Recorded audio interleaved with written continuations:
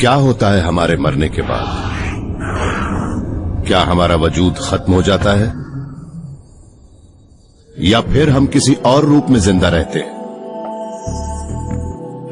आखिर वो क्या चीज है जो हमें होशो हवास से भरपूर एक नायाब इंसान बनाती है? हमारे वजूद से जुड़ा ये एक बहुत बड़ा रहस्य है।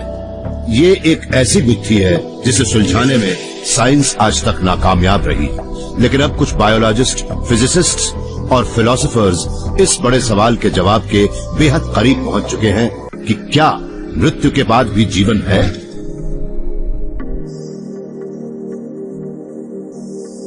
क्या मौत हमारा अंत है? सिर्फ एक सन्नाटा, अंधेरा, खालीपन, या फिर हमारे अंदर ही कोई ऐसी दिव्य चमक मौजूद है जो हमारा शरीर बेजान हो जाने के बाद भी जिंदा रहती है? फिलोसोफर्स और साइंटिस्ट्स हजारों सालों से इस सवाल से जूझते आ रहे हैं। ये एक बहुत बड़ा रहस्य है जिसका सामना आज नहीं तो कल हमें करना ही पड़ेगा। एक सुबह जब मैं 6 साल का था, मेरी दादी नींद से नहीं जागी, न उस दिन न उसके बाद कभी। ये मौत के साथ मेरा पहला तजुर्बा था। मेरी समझ में नहीं आया कि ऐसा कैसे हो सकता है कि कल तक तो वो थी लेकिन आज वो नहीं है। क्या वो हमेशा के लिए जा चुकी थी या फिर अब भी वो किसी रूप में जिंदा थी? हिंदू, क्रिश्चियंस और मुस्लिम्स ये मानते हैं कि अच्छे लोग स्वर्ग में जाते हैं और बुरे लोग नरक में। कुछ धर्मों के मुताबिक मरने के बाद इंसान एक और बेहतरीन दुनिया में प्रवेश कर जाता है या फिर इसी दुनिया में दोबारा जन्म लेता है। लेकिन इन सब बिलीफ्स में एक ही चीज कॉमन है, और वो ये कि हमारा शरीर सिर्फ हमारी आत्मा का एक चोला है और आत्मा अमर है। कई लोग मन ही मन इस बात में यकीन करते हैं, लेकिन क्या इस बात को साइंटिफिकली साबित या खारिज करने का कोई तरीका है? एबन अलेक्जेंडर पिछले 15 सालों से हार्वर्ड मेडिकल स्कूल में न्यूरो सर्जरी करते और पढ़ाते आ रहे हैं, लेकिन 2008 में उनके करियर में अचानक एक ऐसा अजीब मोड़ आया जिससे मौत के बाद के जीवन की संभावना का उन्हें गहराई से एहसास हुआ।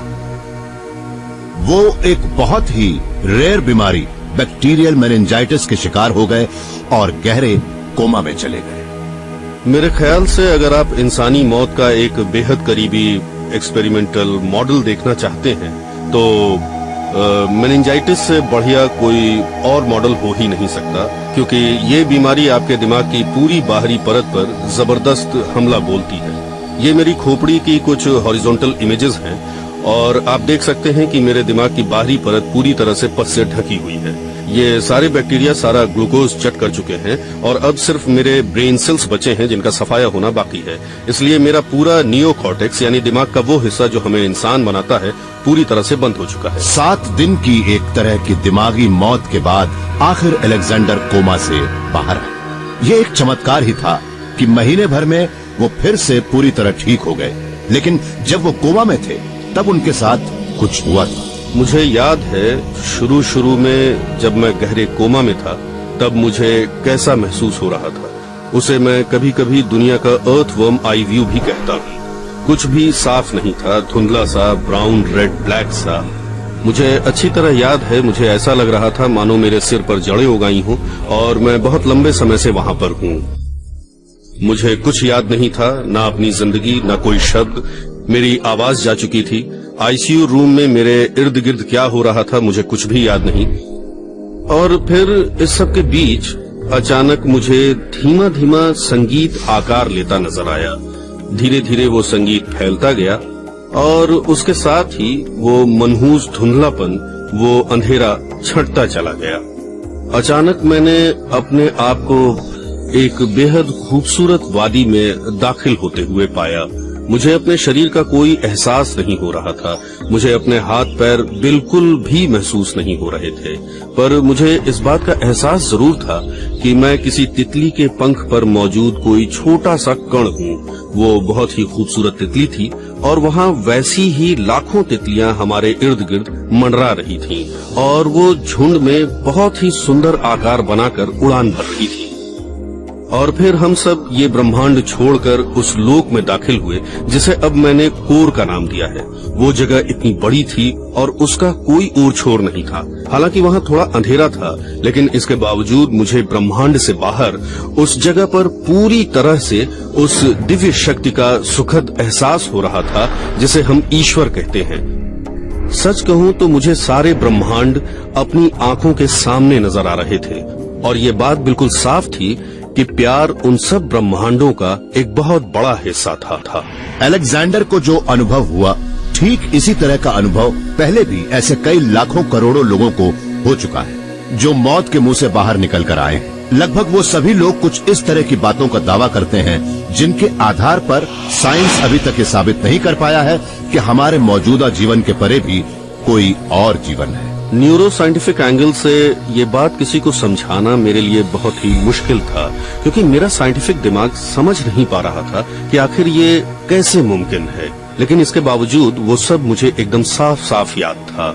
मैंने न्यूरो फिजियोलॉजी और न्यूरो एनाटॉमी से रिलेटेड कई मॉडल्स तैयार किए, लेकिन दिक्कत ये है कि उनमें से किसी से भी मुझे ये जान पाने में खास मदद नहीं मिली कि इस एक्सपीरियंस के बाद मैं जिन इतनी साफ यादों के साथ वापस लौटा था वो मेरे मन में आखिर कहाँ से आई। और इसके बाद मैं इस नतीजे पर पहुंचा कि मेरे साथ जो कुछ भी हुआ था उसका कोई भी क्लियर न्यूरोफिजियोलॉजिक एक्सप्लेनेशन नहीं है। एबन अलेक्जेंडर का तजुर्बा यकीनन इतना जबरदस्त था कि उसने उनकी जिंदगी बदल कर रखी थी, लेकिन किसी भी सूरत में उसे बेजोड़ नहीं कहा जा सकता। Bruce Grayson university of Virginia school of medicine में साइकियाट्रिस्ट है। उन्होंने मौत के मुंह से निकलकर आने वाले लोगों के लगभग 1000 से भी ज्यादा केसेस की स्टडी की है। मौत की चौखट से जिंदा लौट कर आने वाले ज्यादातर लोगों का एक्सपीरियंस लगभग एक जैसा होता है। उन्हें बेहद शांति और सुख का एहसास होता है। उन्हें लगता है कि उन्होंने शरीर छोड़ दिया है। उन्हें कोई तेज चमकती हुई रोशनी नजर आती है जो बेहद गर्मजोशी और बेपनाह मोहब्बत के साथ उन्हें अपनी ओर खींचती है।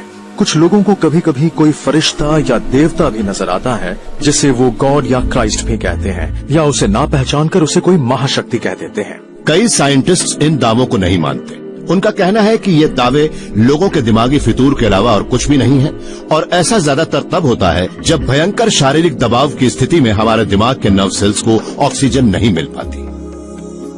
70 के दशक में अमेरिका की एयरफोर्स अनजाने में इस बात से संबंधित कुछ एक्सपेरिमेंट्स कर बैठी।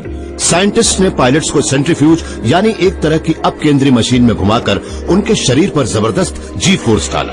इससे उनके शरीर का पूरा खून खींचकर उनके पैरों तक पहुंच गया और उनके दिमाग में ऑक्सीजन की भारी कमी हो गई। इस वजह से वो सब बेहोश हो गए। होश में आने पर कुछ पायलट्स ने बताया कि उन्हें एक चमकदार रोशनी नजर आई थी। कुछ का कहना था कि वो अपने शरीर से निकलकर बाहर आ गए थे और ऊपर से अपने शरीर को देख रहे थे। ये सभी अनुभव उन लोगों के अनुभवों से काफी मिलते जुलते थे जो मौत के बेहद करीब पहुंचकर लौट आए थे, लेकिन सिर्फ एक बड़ा फर्क था।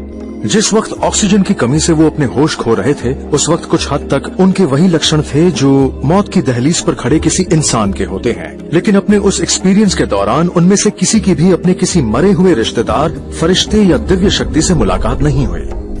इन सब फिजियोलॉजिकल एक्सप्लेनेशंस के साथ दिक्कत ये है कि जिस वक्त हमारा दिमाग कॉम्प्लेक्स थिंकिंग यानी पेचीदा सोच विचार के लायक नहीं होता, उस दौरान होने वाले परसेप्शंस और पेचीदा यादों के बनने की वजह वो नहीं बता सकते। तो क्या मौत को छूकर आने वाले लोगों के तजुर्बे किसी ऐसे मन का आखिरी ख्वाब होते हैं जो दम तोड़ने वाला है, या फिर वो इस बात का संकेत है कि मौत के बाद भी कुछ और है? इस सच को जानने के लिए एक बहुत बड़ी साइंटिफिक क्वेस्ट छेड़ने की जरूरत है जिससे इंसानी आत्मा का पता लगाया जा सके। लेकिन क्या आत्मा सिर्फ एक मनगढ़ंत चीज है या फिर ब्रह्मांड का कोई बुनियादी अंश? क्या मौत के बाद जीवन है? वैज्ञानिकों के लिए ये सवाल एक और मुश्किल सवाल से जुड़ा हुआ है, और वो ये कि चेतना क्या होती है, ये चेतना कहां से आती है, और जब हम मरते हैं तो वो कहां चली जाती है? Doctor Stuart Hameroff University of Arizona Tucson में कॉन्शियसनेस स्टडीज के डायरेक्टर। वो एक प्रैक्टिसिंग एनेस्थीसियोलॉजिस्ट भी हैं। चिंता ना करें, सब कुछ आराम से हो जाएगा। खूबसूरत सपने के बारे में सोचिए। और जब होश में आएंगे तो आपको बड़ा ही अच्छा लगेगा। एनेस्थीसिया देने के बाद मरीजों को वक्त गुजरने का पता ही नहीं होता। उन्हें मालूम ही नहीं होता कि वो 5 मिनट से बेहोश थे या फिर 5 घंटे से। एनेस्थीसिया हमारी कॉन्शियसनेस को हमसे छीन लेता है। इसके प्रभाव में ही हमारा दिमाग अच्छी तरह काम करता रहता है, लेकिन तब हमें कुछ पता क्यों नहीं चलता, ये अब भी एक रहस्य ही है। ऑपरेटिंग रूम में कई सालों तक मरीजों को इस हालत में देखने की वजह से हैमरॉफ के मन में ये जानने की इच्छा बेहद तेज होती गई कि आखिर दिमाग में होने वाली हरकतों और कॉन्शियसनेस के बीच किस तरह का संबंध है। फिर 15 साल पहले उनकी मुलाकात महान British physicist sir Roger Penrose से हुई। उन दोनों ने मिलकर इस बारे में एकदम नई क्रांतिकारी थियरी तैयार की कि हमारा दिमाग किस तरह काम करता है। एक ऐसी थियरी जो वक्त के साथ अमर आत्मा के बारे में एक तरह की साइंटिफिक बहस में बदल गई, और उसका आधार है हमारे दिमाग के ब्रेन सेल्स के अंदर मौजूद छोटे छोटे स्ट्रक्चर्स, जिन्हें हम माइक्रोट्यूब्यूल्स कहते हैं। अगर आप किसी सेल के अंदर झांक कर देखें तो आपको उसके अंदर स्ट्रक्चरल कंपोनेंट्स नजर आएंगे जो कुछ वैसे होते हैं जैसे हमारे शरीर में मौजूद हड्डियां। वो माइक्रोट्यूबल्स हर सेल में एक तरह के जंगल की तरह फैल जाते हैं और उसी से हर सेल की बनावट और उसका आर्किटेक्चर तैयार होता है। हमारे ख्याल से माइक्रोट्यूबल्स किसी कंप्यूटर पर परफेक्टली डिजाइन सेल्स की तरह होते हैं और वो मॉलिक्यूलर लेवल पर इंफॉर्मेशन प्रोसेस करते हैं। हैमरॉफ और पेनरोज का कहना है कि माइक्रोट्यूब्यूल्स की वजह से न्यूरॉन्स और हमारा दिमाग मिलकर एक क्वांटम कंप्यूटर के रूप में काम करते हैं, लेकिन उनके काम करने का तरीका बुनियादी तौर पर आम कंप्यूटर्स के काम करने के तरीके से अलग होता है। तो यहाँ आप हमारे दिमाग को देख रहे हैं जिसके 2 हेमिस्फीयर्स हैं। दिमाग की ज्यादातर तस्वीरों में अलग अलग न्यूरॉन्स का एक कलेक्शन देखने को मिलता है। जब एक न्यूरॉन फायर करता है तो वो अगले न्यूरॉन को सिनेप्स या न्यूरॉन संधि पर एक सिग्नल भेजता है, जिससे न्यूरॉन क्रमशः फायर करते रहते हैं। मिसाल के तौर पर अगर यहाँ एक न्यूरॉन फायर करता है तो इसके पड़ोसी भी एक के बाद एक पूरे दिमाग में सिग्नल फायर करते चले जाते हैं। ये देखकर आप बखूबी समझ सकते हैं कि हमारा दिमाग किस तरह काम करता है। किसी भी सामान्य कंप्यूटर में सिग्नल्स पहले से तैयार किए हुए रास्तों के जरिए एक जगह से दूसरी जगह पहुंचते हैं, लेकिन क्वांटम कंप्यूटर के माइक्रोस्कोपिक कंपोनेंट्स एक मिस्टीरियस प्रोसेस से एक दूसरे से जुड़े रहते हैं, जिसे कहते हैं एंटेंगलमेंट। क्वांटम प्रोसेसेस हमारे दिमाग की चेतना को बरकरार रखने में अहम भूमिका निभाते हैं। अगर हमारे दिमाग के इस हिस्से में न्यूरॉन्स की कोई एक्टिविटी हो रही है तो उसका एहसास अगले हिस्से में भी होगा और वो यहाँ भी प्रोसेस होगी। अलग होने के बावजूद वो एक दूसरे से जुड़े होते हैं, इसलिए जब दिमाग के इस हिस्से में कोई हरकत होती है तो वो फौरन इस हिस्से की हरकत को भी प्रभावित करती है।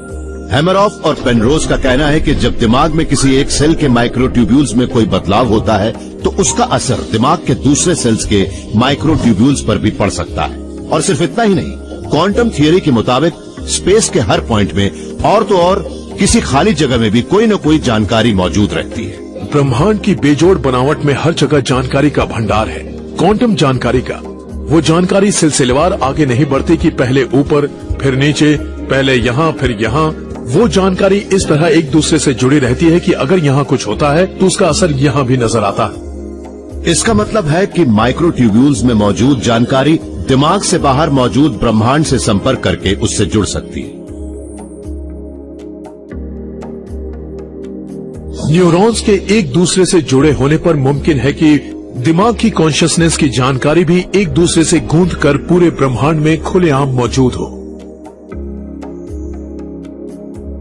हैमरॉफ के मुताबिक हमारी आत्माएं न्यूरॉन्स के मुकाबले कहीं ज्यादा बुनियादी चीज की बनी हुई होती है, बल्कि उनकी रचना उसी चीज से हुई है जिससे हमारा ब्रह्मांड बना हुआ है।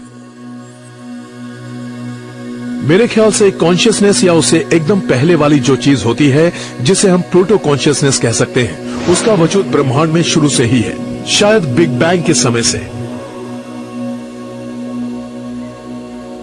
इससे हमें उस बौद्ध और हिंदू मान्यता की याद आती है जिसके मुताबिक चेतना को ब्रह्मांड का महत्वपूर्ण अंग कहा गया है और शायद वो पूरे ब्रह्मांड में फैली हुई है। अगर कॉन्शियसनेस एक क्वांटम प्रोसेस है तो फिर शायद उससे इस रहस्य से पर्दा उठ सकता है कि जब हम मौत की दहलीज पर कदम रखते हैं तब क्या होता है। मान लीजिए कि किसी मरीज का दिल धड़कना बंद कर देता है और उसके खून का बहाव रुक जाता है और उसके माइक्रोट्यूबल्स अपना क्वांटम स्टेट खो बैठते हैं, लेकिन इस सब के बावजूद उसके माइक्रोट्यूबल्स में मौजूद क्वांटम इंफॉर्मेशन नष्ट हो ही नहीं सकती।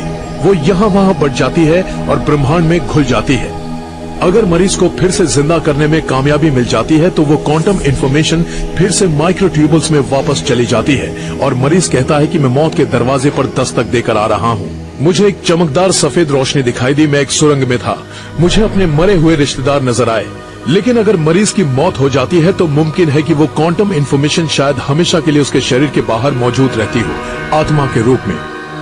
कई वैज्ञानिकों के लिए इस बात पर यकीन करना मुश्किल होता है कि आत्मा ब्रह्मांड से जुड़ा एक क्वांटम कंप्यूटर है, मगर हैमरॉफ के मुताबिक इस दिशा में की गई रिसर्च से धीरे धीरे ये बात साबित हो रही है। हाल ही में क्वांटम इफेक्ट्स की मदद से कई बायोलॉजिकल प्रोसेसेस को नियंत्रित होते देखा गया है, जैसे कि पक्षियों की उड़ान, फोटोसिंथेसिस और मनुष्यों की सूंघने की शक्ति। अभी तक कोई भी इस थ्योरी को गंभीर चुनौती नहीं दे पाया है। उसमें अब भी दम है और हमने जो आइडियाज 15 साल पहले पेश किए थे उनके सपोर्ट में नए नए सबूत लगातार सामने आते जा रहे हैं। लेकिन सच तो यह है कि हम अब भी नहीं जानते कि कॉन्शियसनेस आती कहां से है और जब हम मर जाते हैं तो वो कहां चली जाती है। अगर हमारे पास इसे मापने का जरिया होता तब शायद हमें इन सवालों के जवाब भी मिल सकते थे और मुमकिन है कि वो जरिया जल्दी ही हमारी पहुंच के भीतर हो, क्योंकि अब एक वैज्ञानिक हमारे मन की गहराइयों की था लेने की कोशिश कर रहा है, हमारे उस रहस्यमय मेंटल पैटर्न का पता लगाने की उम्मीद में जिसकी बदौलत हम वो बनते हैं जो हम हैं। इंसानी दिमाग का आकार बहुत बड़ा नहीं होता। ये महज 1.25 किलो के मुलायम टिश्यूज से बना है, लेकिन ये ऐसे ऐसे विचारों को जन्म दे सकता है जो दुनिया को बदल कर रखते हैं। ये ऐसे अलग अलग लोगों के व्यक्तित्व को गढ़ सकता है जैसे मार्टिन लूथर किंग और चंगेज खान। इसे ये भी मालूम होता है कि ये क्या है, ये अपने बारे में जानता है। हमारे ख्याल से इसमें आत्मा भी होती है, लेकिन वो आत्मा इसमें आती कहां से है? क्या कॉन्शियसनेस दिमाग से ही जन्म लेती है? क्या दिमाग के मरने के बाद भी जिंदा रहती है? लोगों के मरने के बाद इंसानी दिमाग का क्या होता है, इस बात की स्टडी करना आसान नहीं है। मौत कभी कहकर तो आती नहीं, लेकिन मौत के एक रूप से हम लोगों की रोज मुलाकात होती है। हर रात जब हम सोते हैं तो हमारी कॉन्शियसनेस चुपचाप खिसक जाती है। यूनिवर्सिटी ऑफ विस्कॉन्सिन के प्रोफेसर जूलियो टोनोनी इस बात की स्टडी कर रहे हैं कि जब हमारी कॉन्शियसनेस चली जाती है तब हमारे दिमाग में क्या बदलाव आता है, और साथ ही उन्हें इस बात की पूरी उम्मीद है कि वो ये रहस्य जानने में कामयाब रहेंगे कि हमें बनाने के पीछे आखिर किस चीज का हाथ होता है। जब हम बिना सपनों वाली गहरी नींद में डूब जाते हैं तो हमारी कॉन्शियसनेस चली जाती है, लेकिन सच ये भी है कि उस स्थिति में भी हमारा दिमाग काम करना बंद नहीं करता। उस समय भी उसके न्यूरॉन्स यानी नर्व सेल्स वैसे ही काम करते रहते हैं जैसे कि जागते समय करते थे। इसलिए ये एक दिलचस्प साइंटिफिक सवाल है कि जब आपका दिमाग एकदम ठीक ठाक ढंग से काम कर रहा है तब सोते वक्त आप कहाँ गायब हो जाते हैं। टोनोनी के मुताबिक हमारा मन कितना कॉन्शियस है ये इस बात पर निर्भर करता है कि हमारे दिमाग में अलग अलग हिस्से एक दूसरे के साथ कितनी जानकारी बांटते हैं। हमारा जो तजुर्बा जितना गहरा होगा उससे हमारे दिमाग में अलग अलग आकारों के उतने ही पेचीदा और ऐसे पैटर्न्स पैदा होंगे जिन्हें टोनोनी के मुताबिक मापा जा सकता है। हर एक्सपीरियंस बेसिकली अपने आप में एक बेजोड़ आकार का होता है। मिसाल के तौर पर किसी आग से उठती हुई लपटों का आकार अपने आप में बेजोड़ होता है जो कि लगातार बदलता रहता है। जहाँ तक दिमाग में बनने वाले आकारों का सवाल है, वो एक ऐसी चीज से बने होते हैं जिसे मैं रिश्तों की जानकारी का नाम देता हूँ, लेकिन ये एक ऐसा आकार होता है जो अंदरूनी रोशनी से दमकता है। कॉन्शियसनेस की आग एक बिल्कुल अलग तरह की खास आग होती है जो कि दिमाग के अंदर पैदा होती है और इसे जलने के लिए खास चीजों की जरूरत होती है। लेकिन वो आग किस वक्त जल रही है और किस वक्त बुझी हुई है, उसका अंदाजा लगाना किसी ब्रेन स्कैन पर नजर डालकर जानकारी पाने के मुकाबले कहीं ज्यादा मुश्किल है। तो जूलियो टोनोनी ने बिना सपनों वाली नींद की स्टडी के लिए एक पूरी लैब तैयार की। फिर यह जानने के लिए उन्होंने एक एक्सपेरिमेंट किया कि जब हमारी कॉन्शियसनेस चली जाती है तो हमारे दिमाग में क्या बदलाव होता है। न्यूरोलॉजी में ये एक्सपेरिमेंट ठीक इस बात का पता लगने जैसा है जैसे किसी अंधेरे घर का दरवाजा खटखटाना। इस एक्सपेरिमेंट में हम ट्रांसक्रेनियल मैग्नेटिक स्टिमुलेशन नाम की एक प्रोसेस का इस्तेमाल करते हैं जिसके जरिए हम दिमाग को खोले बिना और उसे बिना नुकसान पहुंचाए उसमें थोड़ा सा करंट दौड़ाते हैं और ये देखते हैं कि हमारे सेरेब्रल कॉर्टेक्स पर उसका क्या असर होता है। पहले टीम उस वॉलंटियर पर एक प्रयोग करती है जो अभी जाग रहा है। फिर इलेक्ट्रोड्स के एक जाल के जरिए उसके दिमाग में हो रही सारी हरकतों का जायजा लिया जाता है। अब उसके सिर के ऊपर एक मैग्नेटिक कॉइल रखा जाता है, फिर एक स्विच दबाया जाता है जिससे 1 सेकंड के 10वें हिस्से तक मैग्नेटिज्म की एक लहर उसके सेरिब्रल कॉर्टेक्स को झकझोरती है। इस झटके से दिमाग के एक छोटे से हिस्से के न्यूरॉन्स फायर करते हैं और फिर बाकी न्यूरॉन्स को सिग्नल भेजते हैं जिससे वो भी फायर करते हैं। न्यूरॉन्स की पेचीदा हलचल कॉर्टेक्स के लगभग 1/3 हिस्से में फैल जाती है और सेकंड के 1/3 हिस्से तक टिकती है। कॉन्शियस दिमाग किसी बजती हुई घंटी की तरह थरथराता है। इसका मतलब है घर में कोई न कोई मौजूद जरूर है, लेकिन जब दिमाग में कॉन्शियसनेस नहीं होती तब क्या होता है? अब जब ब्रैडी सो रहे हैं, हम उस घंटी को एक बार फिर बजाएंगे और देखेंगे कि नींद में उनका दिमाग किस तरह पेश आता है। एक बार फिर दिमाग में हरकत होती है, लेकिन इस बार वो थरथराता नहीं है। जैसे ही मैग्नेटिज्म की लहर बंद होती है, घंटी की घनघनाहट थम जाती है। सोता हुआ दिमाग भले ही काम कर रहा है, लेकिन अपने बाकी हिस्सों के साथ जानकारी बांटने की उसकी काबिलियत खत्म हो चुकी है। टोनोनी का ख्याल है कि उस जानकारी को फैलाने का काम हमारी कॉन्शियसनेस ही करती है। जागता हुआ दिमाग अपने खास हिस्सों के साथ लगातार बातचीत जारी रखता है, ठीक उसी तरह जैसे कि किसी कैबिनेट मीटिंग में सेक्रेटरी ऑफ स्टेट, ट्रेजरी और डिफेंस मिलजुल कर कोई योजना बनाते हैं। जिस वक्त दिमाग सो रहा होता है, वो मीटिंग खत्म हो जाती है, स्पेशलिस्ट अपने घर चले जाते हैं और फिर किसी बात का फैसला नहीं हो पाता। रात के शुरुआती हिस्से में गहरी नींद में हमारी कॉन्शियसनेस खत्म क्यों हो जाती है? जागते समय जो स्पेशलिस्ट्स आमतौर पर एक दूसरे से बातचीत करते रहते हैं, उस वक्त उनकी बातचीत बंद हो जाती है। नींद के वक्त कुछ ऐसे मैकेनिज्म्स काम करने लगते हैं जिसकी वजह से उन स्पेशलिस्ट्स का एक दूसरे से बात करना मुश्किल हो जाता है और फिर आखिर में ऐसा लगता है कि अब वो एक दूसरे से बात नहीं कर पाएंगे और फिर हम अपनी कॉन्शियसनेस खो बैठते हैं। कौन सा दिमाग होश में है और कौन सा नहीं, इन दोनों बातों में फर्क बताने के टोनोनी के इस बेजोड़ तरीके को जल्दी ही चिकित्सा के क्षेत्र में जगह मिलने वाली है, जहां उसकी मदद से कोमा पेशेंट्स की चेतना के लेवल का अनुमान लगाया जाएगा। पहले तो ये जानना जरूरी है कि उस मरीज का दिमाग होश में है या नहीं, और अगर वो मरीज आपकी पत्नी है, आपका बेटा है या आपकी माँ है और आप देख रहे हैं कि उनकी आंखें खुली हुई हैं, पर आप ये नहीं जानते कि वो कुछ सोच समझ पा रहे हैं या नहीं, और कहीं वो तकलीफ में तो नहीं, इन बातों का पता कैसे लगाया जाए?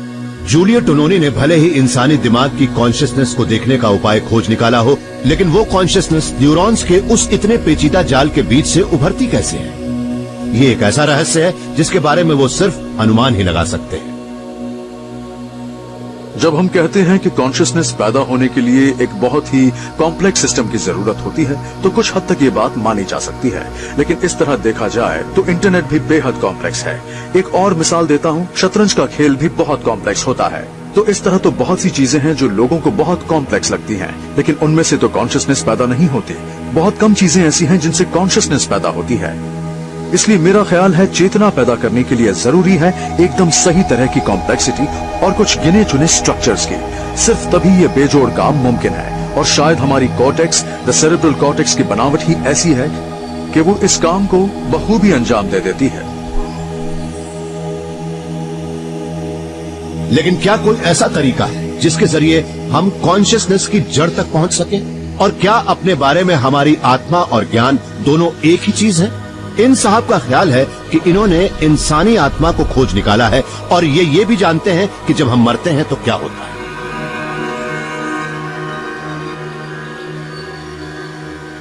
ये आत्मा क्या होती है? क्या वो कोई ऊर्जा क्षेत्र है या कोई ऐसी चीज जिसे हम छू सकते हैं? क्या उसमें वजन होता है? 1907 में डॉक्टर डंकन मैकडूगल ने बताया कि आत्मा का वजन लगभग 3/4 ऑफ एन आउंस यानी 21 ग्राम होता है। टीबी के मरते हुए मरीजों का वजन तौलने के बाद वो इस नतीजे पर पहुंचे, लेकिन 100 साल से भी लंबा अरसा गुजरने के बाद भी कोई आज तक उनके प्रयोग को दोहरा नहीं पाया। वो इसलिए क्योंकि वजन करने के लिए कोई भी चीज हाथ आती ही नहीं है। तो क्या कोई ऐसी चीज है जो हमारे हाथ तो नहीं आती, लेकिन उसी की वजह से हम हैं? हर चीज का सबसे छोटा अंश हमारे एटम्स ही होते हैं। हम सबका वजूद उन्हीं से है। करोड़ों साल से पृथ्वी एटम्स को रिसाइकिल कर रही है। कार्बन पेड़ों के जरिए समुद्र में पहुंच जाता है और फिर वहां से हमारे शरीरों के सेल्स में, और तो और मरे हुए लोगों के एटम्स का भी दोबारा इस्तेमाल होता है। यानी मुमकिन है कि आपकी जांग की हड्डी का कोई एटम कभी क्लियोपैट्रा के निचले होठों का हिस्सा रहा हो। और ये रिसाइकलिंग सिर्फ एटॉमिक लेवल पर नहीं होती, सेल्यूलर लेवल पर हमारा निर्माण लगातार जारी रहता है। हमारी उम्र चाहे जो हो, हमारे शरीर में हर 1 घंटे में 1 अरब सेल्स का निर्माण होता है। इसलिए हम में से ज्यादातर लोगों की उम्र जिंदगी के किसी भी मोड़ पर 10 साल से ज्यादा नहीं होती। क्रिस्टोफ कॉह कैलटेक में बायोलॉजी और इंजीनियरिंग के प्रोफेसर हैं। उनका मानना है कि हमारी बनावट का अलग अलग एटम्स या सेल से कोई लेना देना नहीं है। उनका कहना है कि हमारे दिमाग में हमारे सेल्स जिस बेजोड़ तरीके से ऑर्गेनाइज्ड होते हैं, हमारी शख्सियत उसी का नतीजा होती है। पूरे ब्रह्मांड में दिमाग मैटर का सबसे जटिल हिस्सा है। इंसानी दिमाग 100 खरब नर्व सेल से गुथकर बना होता है और उनमें से हर नर्व सेल की बनावट अपने आप में बेहद पेचीदा होती है। दिमाग अपने आप में एक तरह का छोटा सा कंप्यूटर होता है जो कि लाखों करोड़ों अन्य नर्व सेल से जुड़ा रहता है। अलग अलग न्यूरॉन्स अपने आप में कॉन्शियस नहीं होते, लेकिन जब वो बहुत बड़े पैमाने पर एक दूसरे से इंटरैक्ट करते हैं, तब उनमें एक ऐसे नेटवर्क का निर्माण होता है जिसमें सोचने समझने की शक्ति होती है। हमारी चेतना करोड़ों अरबों न्यूरॉन्स की उस फायरिंग की वजह से पैदा होती है और वही हमारी आत्मा है। हमारी खुशी, हमारे दुख दर्द और हमारी इच्छाओं की भावनाएं। लेकिन अगर कॉह हमारे दावे पर यकीन करें कि हमारी हस्ती ब्रेन सेल्स के उस नाजुक और लगातार बदलते रहने वाले नेटवर्क का नतीजा है, तो फिर तो हमारे अमर होने की पूरी संभावना ही खत्म हो जाती है। अपने हर एक्सपीरियंस के साथ हम थोड़ा बदल जाते हैं। कुछ एक्सपीरियंस से हम में ज्यादा बदलाव आता है, कुछ से कम। तो उस लिहाज से कुछ भी एक सा नहीं रहता। उम्र के साथ न सिर्फ मेरे शरीर में बदलाव आता है, बल्कि उसके साथ साथ मेरी पर्सनैलिटी में भी बदलाव आता है। तो इस तरह से देखा जाए तो कोई भी पर्सनैलिटी हमेशा एक सी नहीं रहती। हमारे दिमाग के हिसाब से हमारी पर्सनैलिटी बदलती रहती है। दिमाग के इसी व्यू को मटेरियलिज्म कहते हैं और कॉह इसके हिमायती है। मटेरियलिस्ट लोगों के लिए आत्मा एक धुंधलाते हुए भ्रम से ज्यादा कुछ भी नहीं है। एक ऐसा भ्रम जो हमारे शरीर के उस नेटवर्क के बाहर कायम नहीं रह सकता जहां से ये उभरता है। जब दिमाग अपना काम करना बंद कर देता है तो ये इलेक्ट्रिकल ट्रैफिक भी थम जाता है, क्योंकि न्यूरॉन्स फायरिंग करना बंद कर देते हैं। इस हालत में आत्मा भी खत्म हो जाएगी। लेकिन जाने माने कॉग्निटिव साइंटिस्ट डगलस हॉफस्टेडर मृत्यु के बाद जीवन की संभावना को एकदम खारिज नहीं करते। उनका कहना है कि हमारे मरते ही हमारी आत्मा एकदम से गायब नहीं हो जाती। जब मैं फिजिक्स में ग्रेजुएशन कर रहा था तो मेरे एक प्रोफेसर थे। मैं उन्हें बहुत पसंद करता था और वो बड़े ही धार्मिक इंसान थे। वो जो कहते थे उसे सुनकर मैं बड़ा ही परेशान होता था। उनका कहना था कि हमारे दिमाग के अंदर कुछ ऐसे पार्टिकल्स होते हैं जिन्हें हम अभी तक खोज तो नहीं पाए हैं, लेकिन उन्हीं की वजह से हमारी आत्मा और कॉन्शियसनेस बनती है। हॉफस्टेडर ने दिमाग के लिए एक ज्यादा साइंटिफिक नजरिया अपनाया। उन्होंने कॉम्प्लेक्स मेंटल प्रोसेसेस के मॉडल्स तैयार करने में महारत हासिल कर ली। यानी लोग कैसे सोचते हैं वो इस बारे में सोचते हैं, और उनके मुताबिक अपने आसपास की दुनिया का दिमागी नक्शा खींचने में इंसानों से ज्यादा माहिर और कोई नहीं होता। जब हम इस दुनिया को देखते हैं तो हमारे मन में हर चीज की तस्वीर खींचती जाती है। अब जैसे कि मैं इस पेपर शेकर की बात करूं तो मेरे मन में इसकी तस्वीर खींची हुई है। मैं इसे इतनी बार देख चुका हूं कि अब मुझे इसे देखने की जरूरत नहीं है, क्योंकि मेरे मन में पहले से ही इसकी स्टेबल तस्वीर है। सारे जानवर इस तरह के दिमागी नक्शे तैयार करते हैं। जानवर जितना बड़ा होता है उसका दिमागी नक्शा भी उतना ही पेचीदा होता है। मधुमक्खी को सूरज और अपने छत्ते की पोजीशन मालूम होती है। मैंटा रे मछली समुद्री धाराओं के टेढ़े मेढ़े जाल के बीच से आसानी से अपना रास्ता खोज लेती है। बबून अपने झुंड की सामाजिक हैसियत के क्रम का ख्याल रखता है। हमारे नक्शे लंबे समय तक चीजों को देखने समझने और लोगों से मिलने जुलने के आधार पर तैयार होते हैं, और इनके अलावा एक और जरूरी एलिमेंट की वजह से भी। हम अपने मन में न सिर्फ बाकी की दुनिया की तस्वीर बना लेते हैं, बल्कि उसके साथ ये समझ भी जोड़ लेते हैं कि हम कौन हैं, क्या हैं, और हमारी समझ में कुछ सतही ऊपरी बातें, हमारी शारीरिक बनावट से जुड़ी बातें भी शामिल होती हैं। जैसे कि हमारे 2 हाथ हैं और हर हाथ पर 5-5 उंगलियां हैं। हमारा सेंस ऑफ ह्यूमर कैसा है, हम बास्केटबॉल के फ्री थ्रोस अच्छे लगाते हैं या फिर हुक शॉट्स लगाने में माहिर हैं। तो इन सब बातों से हम एक कॉन्सेप्ट बना लेते हैं जिससे हमें पता चलता है कि हम क्या हैं। हॉस्टटर दुनिया के इस नक्शे को, जिसमें उसे बनाने वाले का भी नक्शा शामिल होता है, एक तरह के मेंटल फीडबैक लूप का नाम देते हैं। जब आप किसी टेलीविजन कैमरे को किसी स्क्रीन की तरफ पॉइंट करते हैं तो उसकी स्क्रीन पर खुद स्क्रीन अपने आप को देखने लगती है और आपको एक बड़ा ही कॉम्प्लेक्स विजुअल पैटर्न नजर आता है। सिस्टम अपनी तस्वीर खुद बना रहा है। तो मेरे ख्याल से आत्मा एक इमर्जेंट प्रोसेस है, एक उभरता हुआ व्यक्तित्व जो दशकों तक देखने, सुनने और परसीव करने का परिणाम है। लेकिन कॉन्शियसनेस का यह नजरिया और भी कई सवालों को जन्म देता है। अगर आत्मा सिर्फ एक तरह का अजीबोगरीब मेंटल फीडबैक लूप है, तो फिर वो सिर्फ इंसानों तक सीमित नहीं हो सकती। फिर तो वो किसी भी अच्छे खासे स्मार्ट नेटवर्क में पैदा हो सकती है, भले ही वो नेटवर्क किसी भी चीज से क्यों न बना हो। इसलिए आज एक युवा वैज्ञानिक एक ऐसी चीज बनाने की कोशिश में है जो अब तक सिर्फ ईश्वर के बस की बात रही है, आत्मा का निर्माण। धार्मिक मान्यताओं के मुताबिक आत्मा शरीर से बढ़कर होती है। हमारा शरीर सिर्फ एक खोल है जिसमें आत्मा कुछ समय के लिए वास करती है। लेकिन ज्यादातर वैज्ञानिक इस बात को नहीं मानते। उनका कहना है कि जिसे हम आत्मा कहते हैं, दरअसल वो ब्रेन कनेक्शन से बना यानी समझ बूझ वाला नेटवर्क होता है जो लाखों सालों में विकसित हुआ है। लेकिन अगर ये बात सही है तो तब क्या होगा जब हम इंसानी दिमाग की एक कॉपी तैयार कर लेंगे? क्या तब उसमें भी आत्मा होगी? इस जवाब के हम बेहद करीब पहुंच चुके हैं। और अगर हम दिमाग के इस रहस्य को कंप्यूटर की मदद से सुलझा सकें, शायद तब हमें मौत से बच निकलने का भी कोई रास्ता मिल जाए। दुनिया भर में रिसर्चर्स की टीम्स इंसानी दिमाग की रिवर्स इंजीनियरिंग में लगी है। ये बहुत ही मुश्किल काम है। हमारी इतनी सारी रिसर्च के बावजूद दिमाग की गुत्थी को सुलझाना उतना आसान नहीं है, क्योंकि पूरे ब्रह्मांड में इंसानी दिमाग की बनावट सबसे ज्यादा पेचीदा होती है। लेकिन दिमाग की मैपिंग को पूरा करने में कई दशकों का समय लग सकता है। इसलिए कुछ जिद्दी वैज्ञानिकों ने दिमाग के जिंदा सेल्स की फायर पावर से फायदा उठाने का फैसला किया है। वो बायोलॉजी और टेक्नोलॉजी के मिलाप से आत्मा का रहस्य सुलझाने की कोशिश कर रहे हैं, दिमाग के छोटे छोटे टुकड़ों के साथ हार्डवेयर के कुछ हिस्सों को जोड़कर। ज्यादातर कंप्यूटर सिमुलेशंस के दौरान न्यूरॉन्स की हलचल बेहद मामूली होती है। हमारी इन कल्चर डिशेस में जो असली, जिंदा, गिलगिले और पेचीदा न्यूरॉन्स है, वो दिमागी तौर पर काम करते वक्त जितने ताकतवर होते हैं उतने इन कंप्यूटर सिमुलेशंस के दौरान नहीं होते। जॉर्जिया यूनिवर्सिटी ऑफ टेक्नोलॉजी के प्रोफेसर स्टीव पॉटर न सिर्फ दिमाग डिजाइन करते हैं बल्कि उन्हें बनाते भी हैं। ऐसे दिमाग जो आधा जिंदा होते हैं और आधे मशीन। पॉटर की टीम चूहों की एम्ब्रियोज यानी भ्रूण से कल्चर किए हुए न्यूरॉन्स को लेकर उन्हें इलेक्ट्रोड्स की नन्ही नन्ही प्लेट्स पर उगाती है।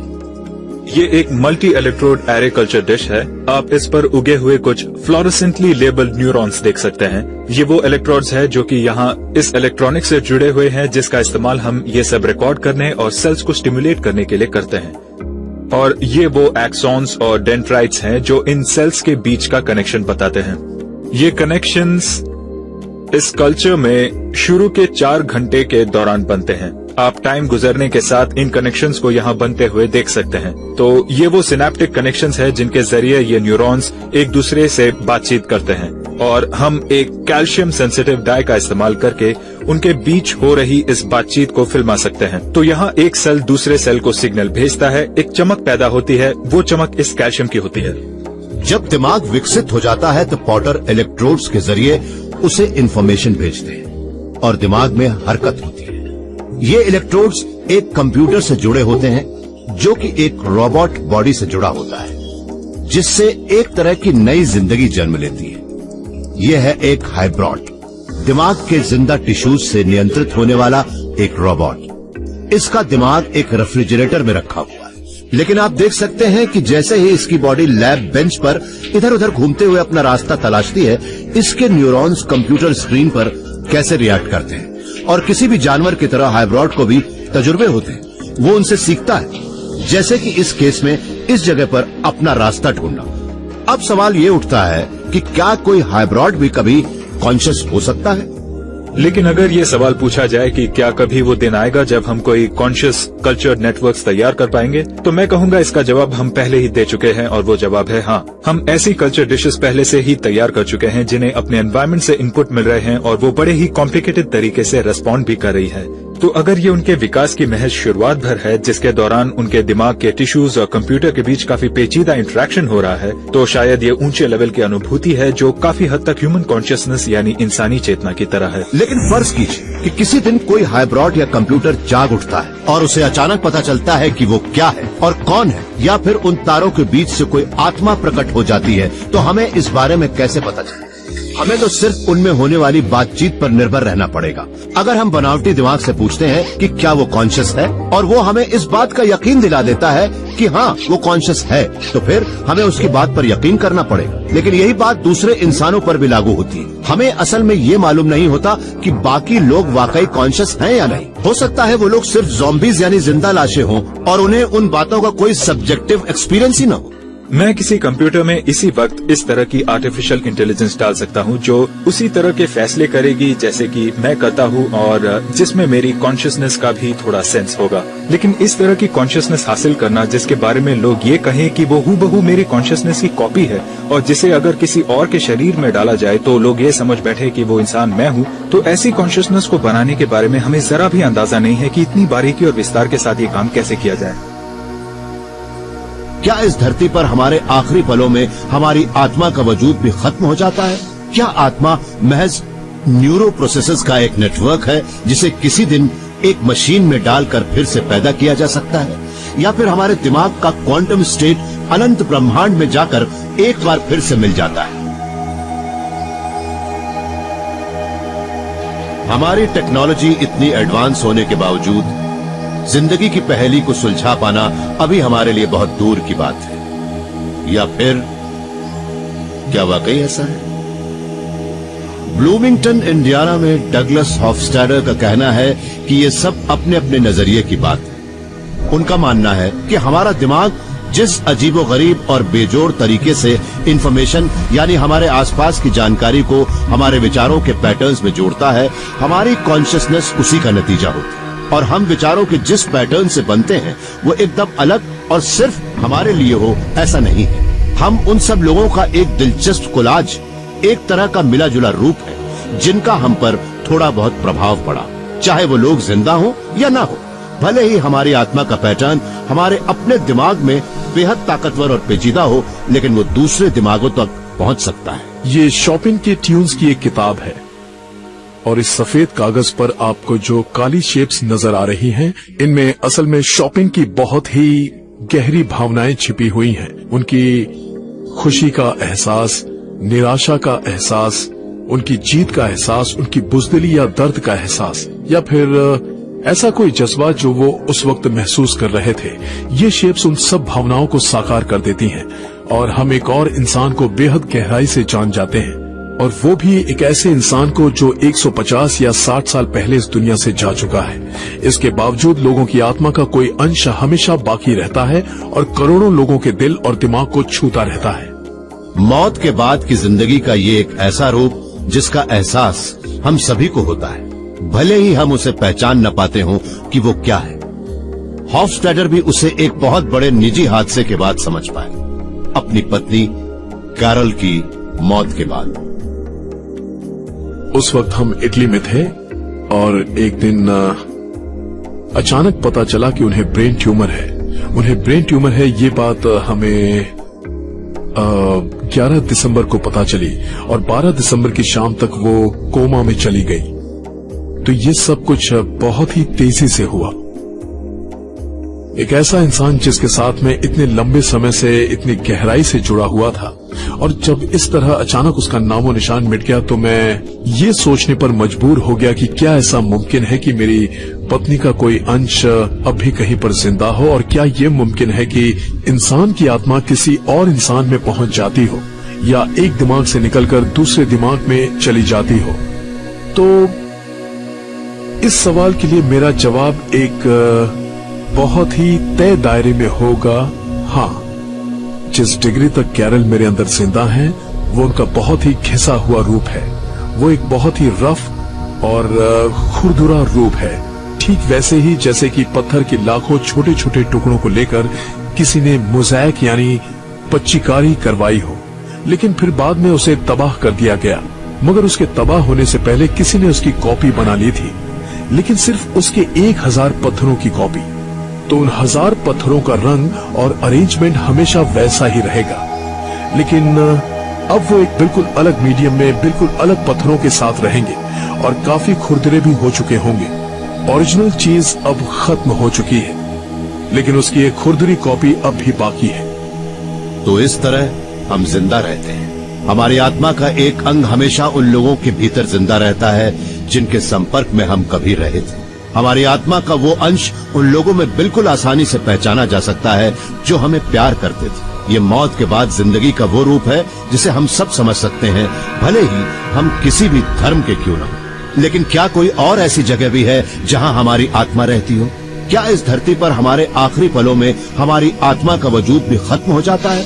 क्या आत्मा महज न्यूरो प्रोसेसेस का एक नेटवर्क है जिसे किसी दिन एक मशीन में डालकर फिर से पैदा किया जा सकता है?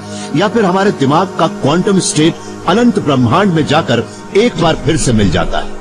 वैज्ञानिकों का कहना है कि वो इस पहेली को सुलझाने के काफी करीब पहुंच चुके हैं, हालांकि उसके जवाब को लेकर उन सब में गहरे मतभेद हैं। कॉन्शियसनेस खत्म हो जाती है तो आत्मा खत्म हो जाती है, आपका सब कुछ खत्म हो जाता है। आपकी दुनिया खत्म हो जाती है, दोस्त खत्म हो जाते हैं, आप खत्म हो जाते हैं, सब कुछ। अगर हम मौत की दहलीज पर पहुंचकर लौटे लोगों की बात पर विश्वास करें तो उससे पता चलता है कि हमारा मन या कॉन्शियसनेस हमारे शरीर के बिना भी जिंदा रहते हैं। मेरे ख्याल से कॉन्शियसनेस के क्वांटम अप्रोच से हम बुनियादी तौर पर समझ सकते हैं कि हम इस दुनिया में क्यों आए हैं और हमारा मकसद क्या है, और ये भी कि मौत के बाद जिंदगी और पुनर्जन्म की संभावनाएं क्या हैं, और क्या शरीर छोड़ देने के बाद भी हमारी कॉन्शियसनेस जिंदा रहती है। मुझे इस बात का पूरा यकीन है और इस बात की जानकारी भी है कि इस धरती के बाहर किसी और लोक में हमारी आत्माओं के लिए एक बहुत ही खूबसूरत जगह है।